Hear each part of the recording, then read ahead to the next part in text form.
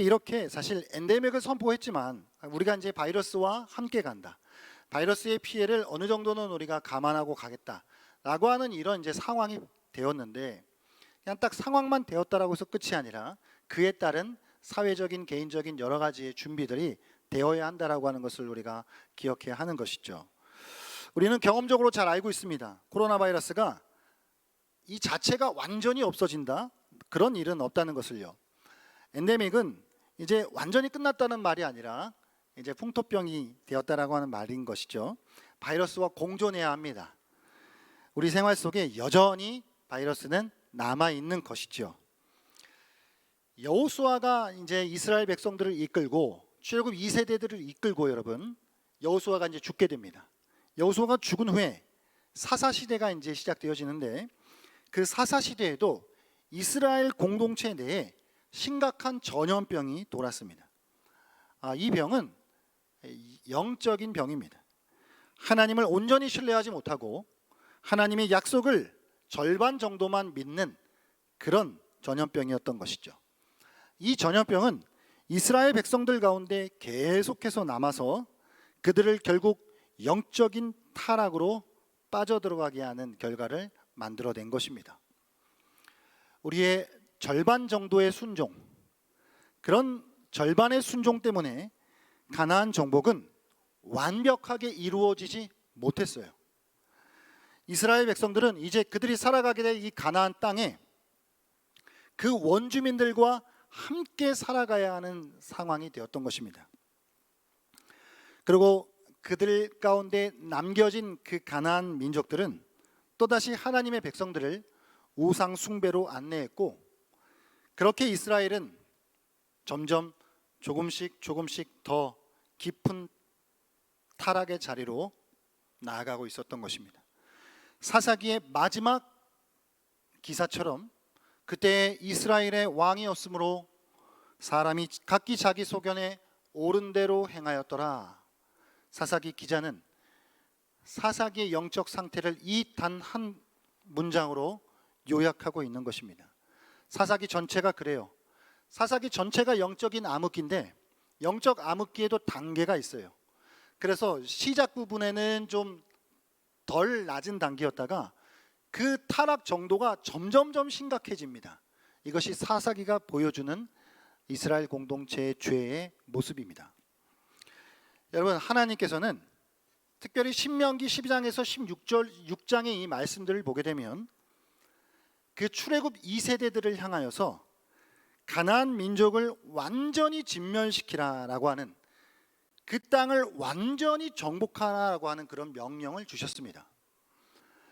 그 정복의 주된 목적은 가나안 종교의 체제를 무너뜨리는 것이었어요. 구약 성경을 보면 이스라엘 백성을 포함해 그 어떤 민족도 여러 가지 종교적이고 도덕적이고 정치적인 성적인 이 타락에서 회개를 하지 않을 경우에 궁극적으로 그 땅에서 하나님의 심판으로부터 벗어날 수 없다라고 하는 사실들을 우리는 매우 분명하게 발견하게 됩니다. 가나안 진멸입니다. 진멸은 모조리 없애버리는 거죠. 이 가나안 진멸이라고 하는 말을 우리가 이제 히브리어로 이게 동사형은 사람이라고 하는 말이고 명사형은 헤렘이라고 하는 말인데, 제가 왜 히브리어까지 말씀을 드리냐면 이 헤렘이라고 하는 개념이 신학적으로 매우 중요한 개념입니다. 그러니까 하나님이 가나안 족속을 진멸하라고 하는 것인데, 먼저 우선적으로 우리가 생각해야 할 것, 21세기에 매우 인본주의적인 관점에서 생각해 본다면 가나안을 진멸시켜? 너무 잔혹한 하나님이신 거 아닌가라고 하는 생각이 들 정도이지만 사실 그렇지 않습니다. 가나안 진멸에 대한 명령은 우선적으로 그 가나안 민족들의 그 죄에 대한 하나님의 심판입니다. 그 가나안 민족들은 끝까지 회개하지 않았고 그들의 우상 숭배를 고집했기 때문인 것이죠. 또한 그 가나안 민족들을 완전히 진멸하지 않고서는 이스라엘 백성들이 그들의 우상 숭배와 부도덕한 영향력으로부터 벗어날 수가 없었기 때문입니다. 그래서 우리는 이런 가나안 정복의 진멸을 통하여서, 이 헤렘을 통하여서 이 땅에서의 죄와 종말론적인 심판의 심각성을 깨달아야 하는 것입니다. 여러분, 이 헤렘이라고 하는 말, 완전히 진멸시켜버리라고 하는 이 하나님의 말씀은 오늘날 근대가 보여주었던 인종 청소라든가 혹은 제국주의적 정복 같은 개념이 아닙니다. 오히려 성경을 보면 하나님은 많은 이방인들을 이스라엘 공동체 내로 받아들였어요. 예를 들면 여리고성의 기생 라합은 하나님 백성과 함께 사는 것을 허락받았습니다. 뿐만 아니라 겐 사람들도, 오늘 본문에 등장하는 겐 사람들도 유다와 함께 그 땅에 정착했던 것이죠. 약탈한다거나 노예를 삼는다거나 하는 그런 개념은 누구에게도 허락되지 않았습니다. 가나안 정복의 목적은 가나안을 우상으로부터 완전히 정결하게 만들어서 이스라엘이 여호와의 그 약속, 여호와의 그 언약에 더욱 충성되이 살아갈 수 있도록 하는 것이었습니다. 어떤 이유에서든지 가나안 족속이 그 땅에 남게 되거나 혹 가나안 족속과 언약을 맺는 일들이 일어나면 결과는 이스라엘 백성들의 영적 타락, 우상 숭배로 이어질 것이 뻔했기 때문인 것이죠. 그러나 사사기 1장을 보게 되니까 이스라엘 백성들이 이 하나님의 명령으로부터 얼마나 실패했는지에 대하여서 사사기 기자는 정확하게 정직하게 기록하고 있습니다.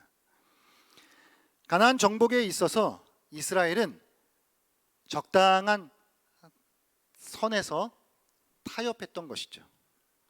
그리고 그 타협은 이스라엘의 영적 실패를 의미했습니다. 그들은 눈앞의 현실을 위해 여호와 하나님과의 언약을 어겼고 오히려 가나안 원주민들과 언약을 세우는 죄를 저질렀던 것입니다. 그럼 이들이 실패했던 이유가 무엇일까요? 이스라엘 백성들이 가나안을 완전히 정복하라고 하는 말씀을, 명령을 이루지 못하고 이렇게 타협할 수밖에 없었던 그들의 이유가 있었을 것입니다. 그 근본적인 이유는 불신입니다. 불신. 하나님에 대한, 하나님의 약속에 대한 불신이 그들의 실패의 가장 근본이 되는 이유였던 것입니다. 하나님은 가나안의 남은 땅을 정복하고 분배하는 것에 있어서 너희들이 아니라 내가 그들을 이스라엘 앞에서 쫓아낼 것이다 라고 약속해 주셨죠. 그것이 여호수아 13장 6절 말씀에 기록이 되어 있는데 그 말씀 같이 한번 읽어보겠습니다. 시작.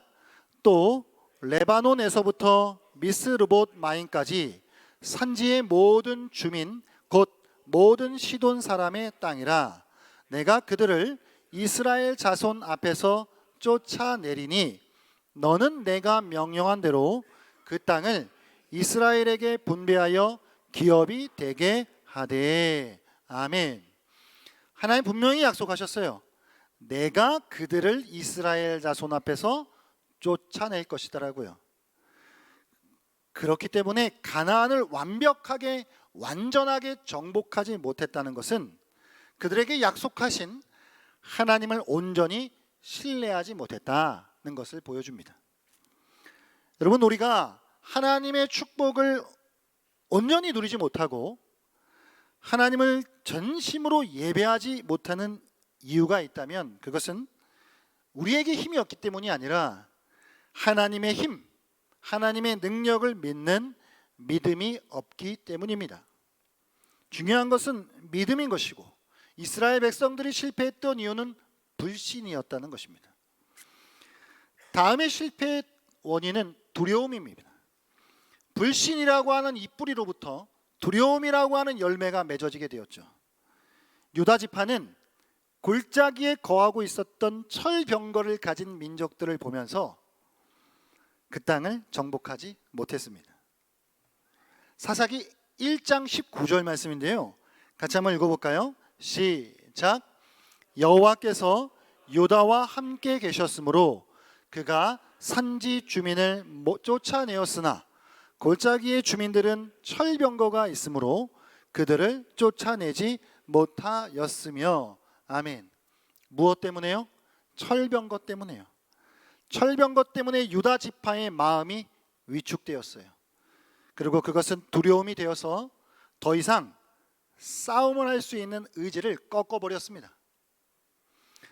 그리고 유다 백성들은 이건 어쩔 수 없는 거야, 라는 적당한 타협을 하게 되었던 것이죠. 이것이 그들이 실패한 이유입니다. 세 번째, 그들이 실패한 이유는 무엇일까요? 현실적인 생존 문제가 있었기 때문입니다. 여러분, 이 가나안 백성들이 지금 애굽에서 나와서 광야를 지나 가나안으로 들어가죠. 가나안은 농경 문화권이었습니다. 그런데 이스라엘 백성들은 농업이 익숙하지가 않아요. 그 농업이 익숙하지가 않은 이스라엘 백성들의 입장에서 가나안의 그 다산 종교, 그 비를 내려주고 풍요롭게 해준다라고 하는 그 이방신들을 섬기고자 하는 그 유혹이 매우 강력했을 것이라는 것이죠.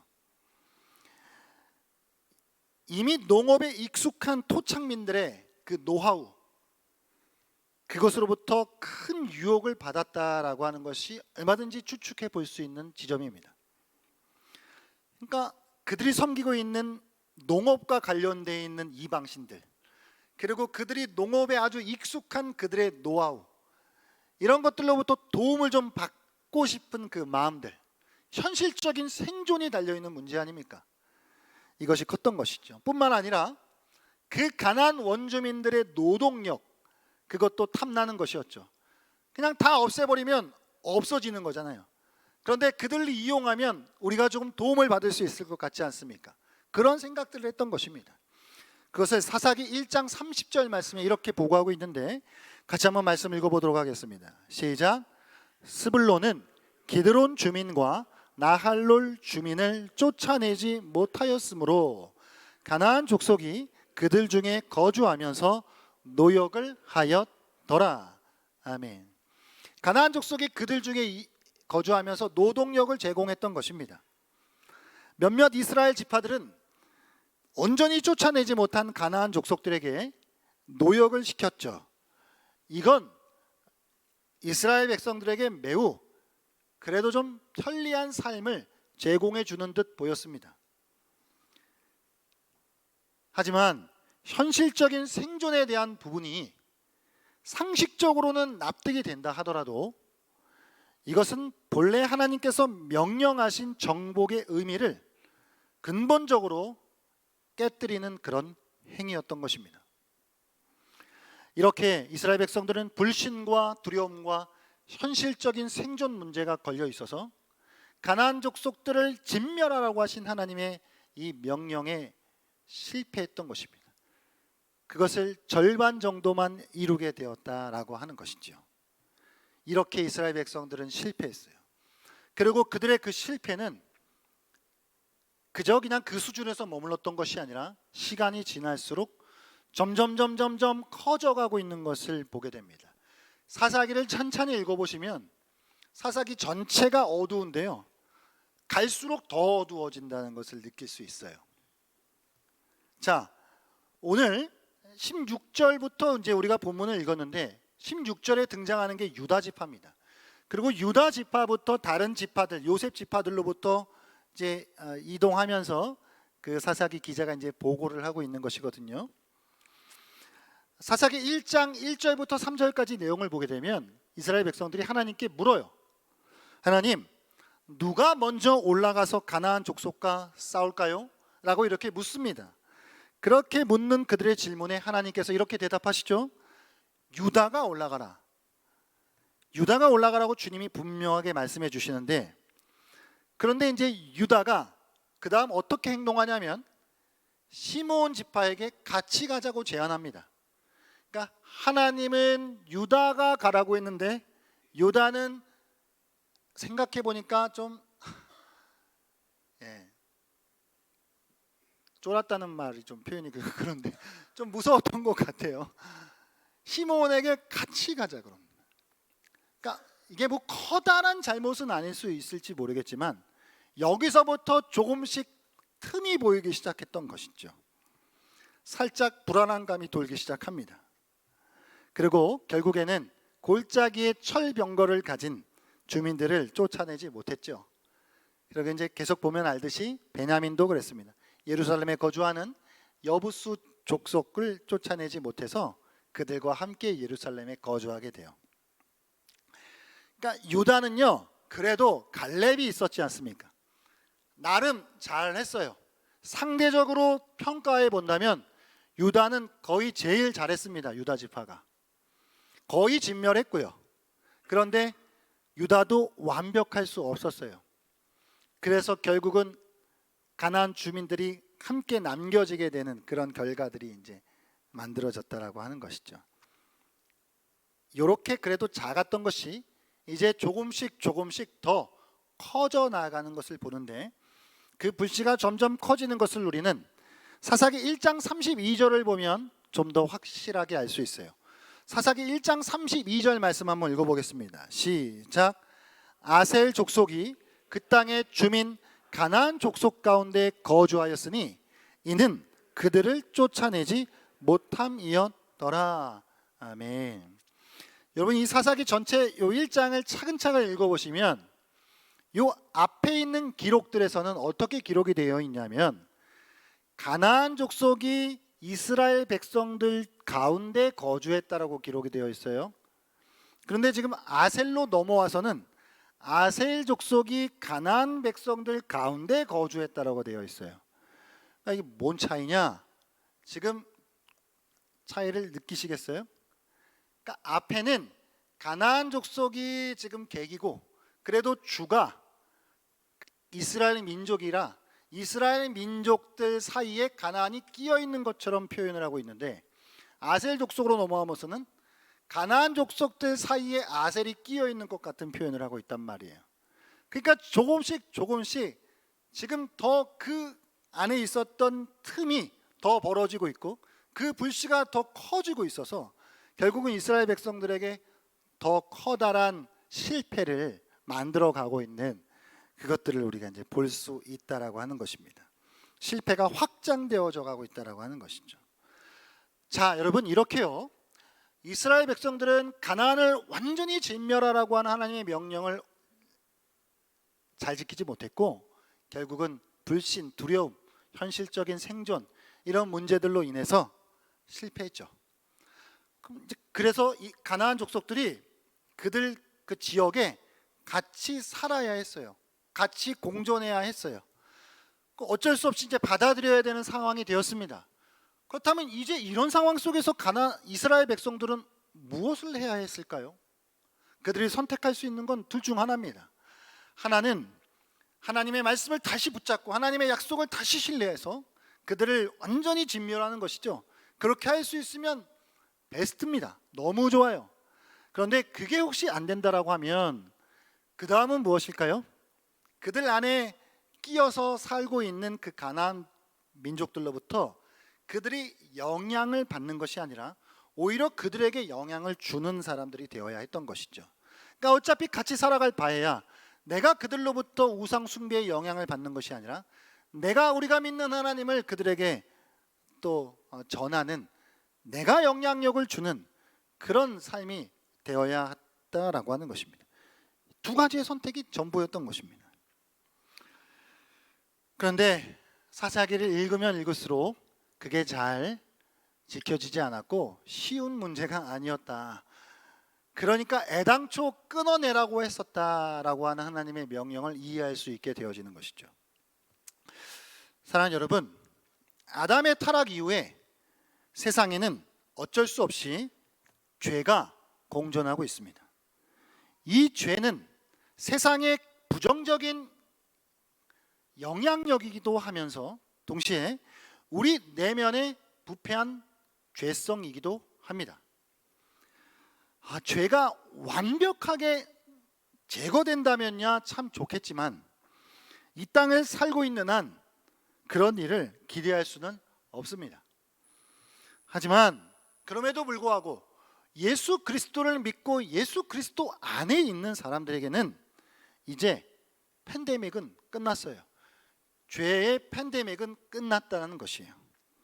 죄와의 관계 속에 누군가가 여전히 팬데믹과 같은 삶을 살아가고 있다고 한다면 우리는 그 사람을 향해서 하나님의 자녀라고 말할 수가 없습니다. 하나님의 자녀들은 죄와의 관계 속에서 이제 엔데믹이에요. 그리고 우리는 죄와 싸울 수가 있습니다. 그리고 우리는 어느 정도 죄를 관리할 수 있어요.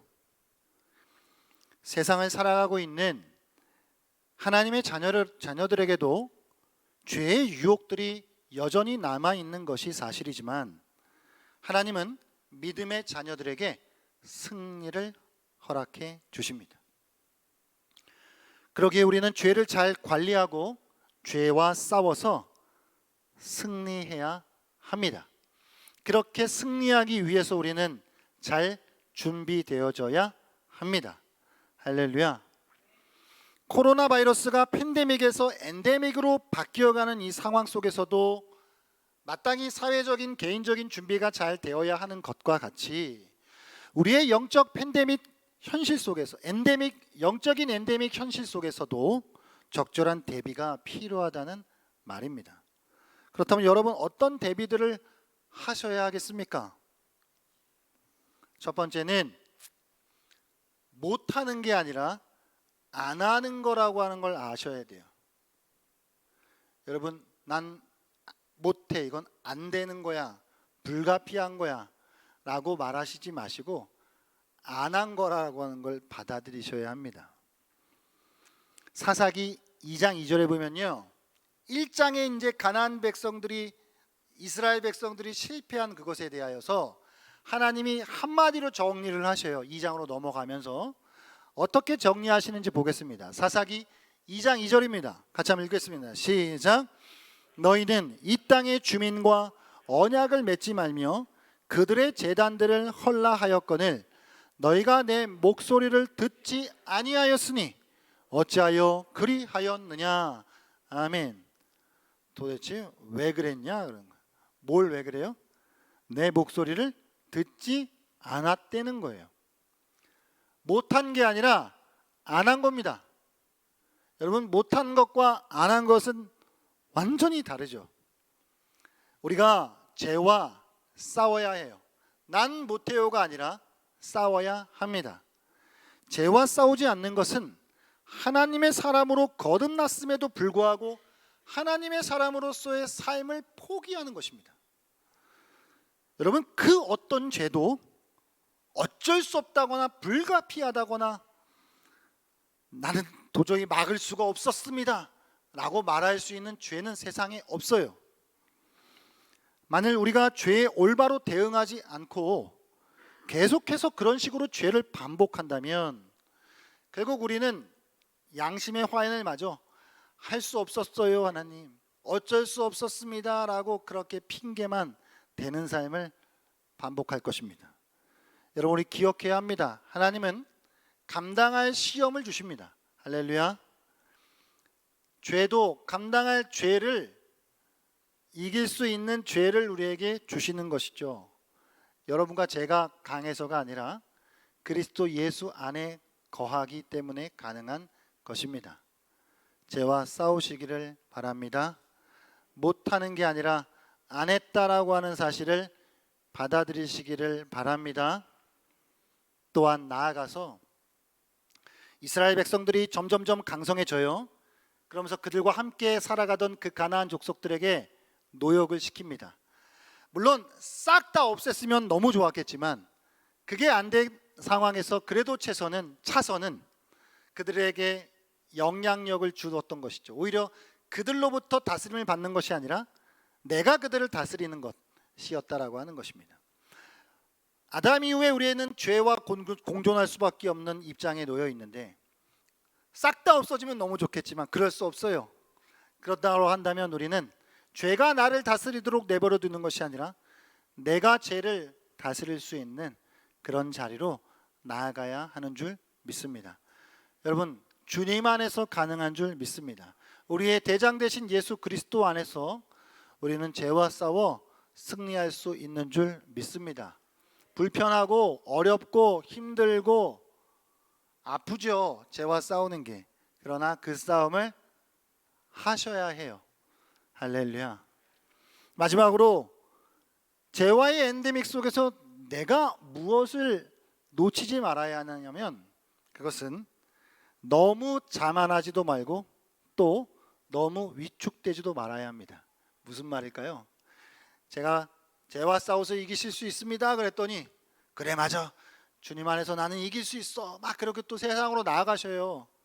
근데 죄를 또 만나고 유혹 속에 또 놓여 있습니다. 그러면 좀처럼 그게 말처럼 쉽지 않다는 건 잘 아시잖아요. 그렇기 때문에 우리는 자만하지 말아야 하는 것입니다. 여러분 그 축구 경기 국가대표 축구 경기 보시면서 그런 생각 해본 적 없으세요? 전 좀 가끔씩 있거든요. 야 페널티킥 저거 내가 차도 넣겠다 저거. 저 이렇게 복싱 같은 거 이렇게 가끔씩 보면서 아 내가 한 6개월만 배우면 내가 이길 수 있을 것 같은데 완벽한 착각이죠. 링에 안 올라가 봤기 때문이고 운동장에 안 나가 봤기 때문이고 그 사람들과 내가 안 싸워 봤기 때문에 착각하고 있는 거예요. 착각하면서 자기가 하면은 이길 거라고 착각하는 거죠. 자만하는 거예요. 죄는 우리가 생각하는 건 이상입니다. 그렇게 만만한 상대가 아니에요. 세상의 강력한 죄의 유혹이 그렇고요. 여전히 구원받은 하나님의 백성인 저와 여러분 내면 안에 남아있는 우리의 죄된 본성들, 그게 그래요. 만일 나는 아닌 것 같은데요, 난 뭐 그렇게 어려운 거 잘 모르겠는데요 라고 말하는 분이 있다고 한다면 그건 아직 제대로 싸움을 안 해봤기 때문이거나 죄를 죄로 인식하지 못하고 있기 때문이에요.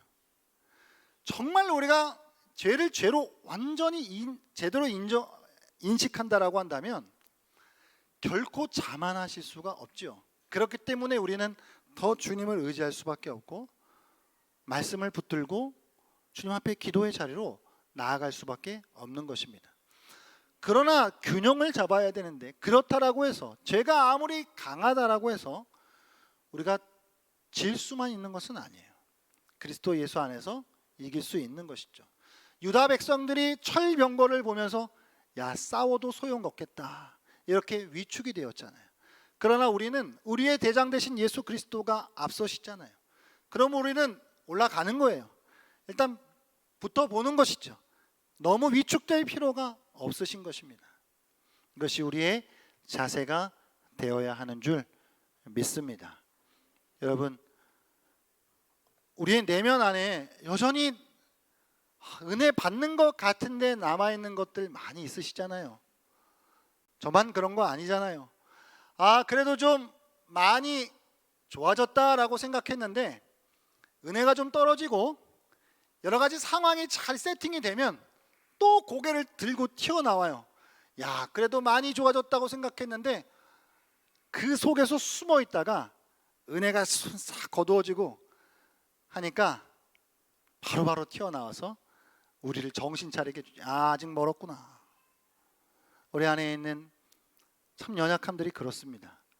여러분 이제 코로나 팬데믹이 엔데믹으로 바뀌어진 이 상황 속에 우리가 하물며 이 세상에 있는 바이러스도 그렇게 관리하고 그것에 마땅히 대처해야 하듯 아담 이후 이 세상을 살아가고 있는 저와 여러분의 삶 가운데 죄가 공존해요.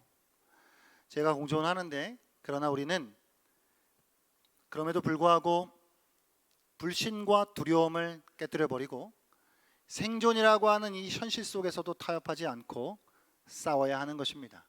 싸울 때 그리스도 예수 안에서 우리에게 승리를 주시는 하나님을 경험하게 하실 줄로 믿습니다.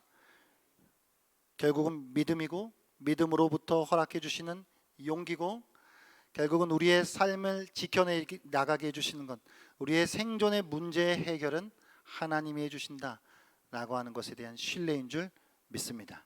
이렇게 믿음과 용기를 가지고 죄와 싸워 승리하며 나아가실 수 있는 성도들이 되시기를 주의 이름으로 축복합니다.